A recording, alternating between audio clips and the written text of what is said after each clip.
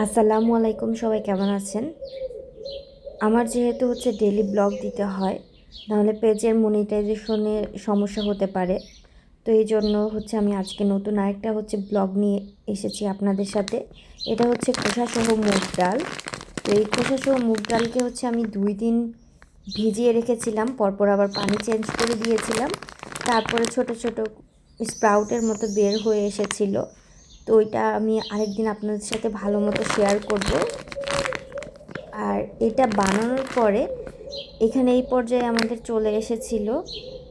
এইটার বয়স 5 দিন। মাশাল্লাহ অনেক সুন্দর হয়েছিল। এটা মুগ ডালের স্প্রাউট। আর আমি এটা 2টা পটে দিয়েছিলাম। একটা এই ঝুড়িতে দিয়েছিলাম। ডেইলি আমি কয়েকবার করে পানি চেঞ্জ করতাম, 2বার করে। আর উপর টিস্যু পেপারটা একটু পানি স্প্রে করে রাখতাম। আরেকটা পাত্র এইটা। তো এই পর্যায়ে এরকম হয়ে এসেছে। এটাকে আমি আজকে রান্না করে ফেলবো। আর অন্যটি আরও কিছুদিন আমি রাখতে চাচ্ছি। তো অনেক সুন্দর ফ্রেশ হয়েছে। এটা ডেইলি 2বার 3বার করে পানি দিয়ে দিয়ে পরিষ্কার করলে ভালো।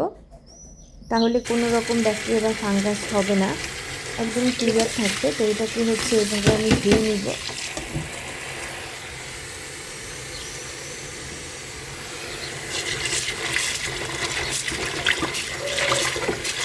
এটা ধোয়ার পরে অটোমেটিক আর কি খোসাটা এমনি চলে আসবে। এই দেখেন, মাশাআল্লাহ অনেক সুন্দর, একদম পারফেক্ট হয়েছে। এটা সালাদ বা মেন ডিশের সাথেও আর কি খাওয়া যাবে। এটা অনেক হেলদি।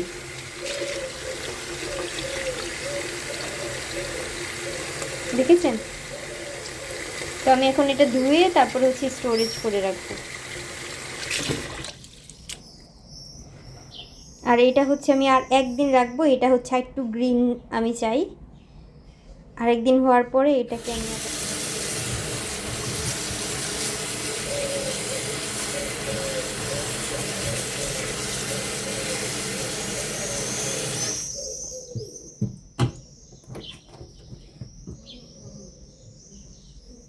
এটাকে আমি ভালো মতো ধুয়ে পরিষ্কার করার পরে ঠিক এইভাবে আমি কেটে নিব। নিচের যে অংশটা এইভাবে কেটে আমি পরিষ্কার করে নিব রান্নার জন্য, যেহেতু আমি এখন এটা রান্না করব। আমার সামনে একটা ভিডিও চলে এসেছিল কোরিয়ান স্টাইলে। তো আজকে আমি ঝাল ঝাল করেই রান্না করব। তো আমি এখানে পেঁয়াজ, রসুন, গাজর আর কাঁচামরিচ কুচি আর একটু ধনিয়া পাতা নিয়েছি। তো এগুলো দিয়ে আমি আর ভাজিটা করব। আর এখানে পরিষ্কার করে ফেলা স্প্রাউটগুলো মুগ ডালের। আর অন্যদিকে আমি একটা কড়াইতে প্যান বসিয়ে দিয়েছিলাম, ওইটা গরম হয়ে গিয়েছিল। গরম হয়ে যাওয়ার পরে আমি অয়েল দিয়ে দিয়েছি। আর পেঁয়াজ, কাঁচামরিচ, মরিচ আর রসুন সবগুলো একসাথে হালকা ভেজে নিব। ভেজে নেওয়ার পরে পরবর্তীতে আমি যে গাজরটা আছে গাজরটা দিয়ে তারপরে একটু ভাজবো, যাতে গাজরটা একটু সিদ্ধ হয়ে আসে আর কি, কাঁচা ভাবটা চলে যায়। ওই পর্যন্ত আমি আর কি একটু মিক্সড করে নিব। তারপর স্প্রাউটগুলো দিয়ে দেওয়ার পরে এখন একসাথে আমি সবগুলো ভেজে নেব কিছুক্ষণ।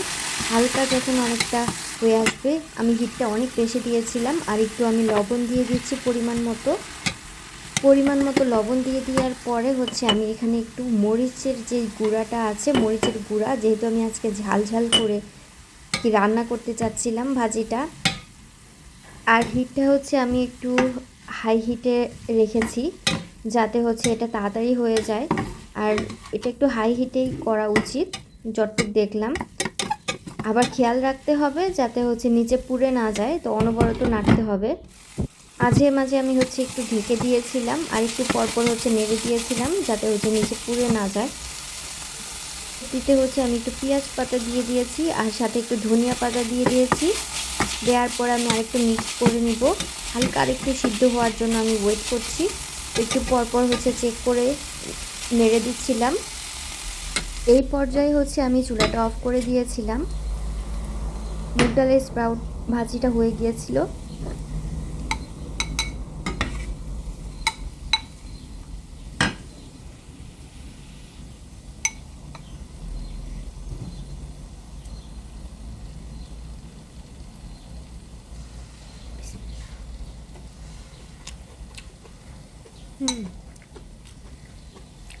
সাথে থাকার জন্য সবাইকে অসংখ্য ধন্যবাদ। সবাই ভালো থাকবেন, আমাদের জন্য দোয়া করবেন। আল্লাহ হাফেজ।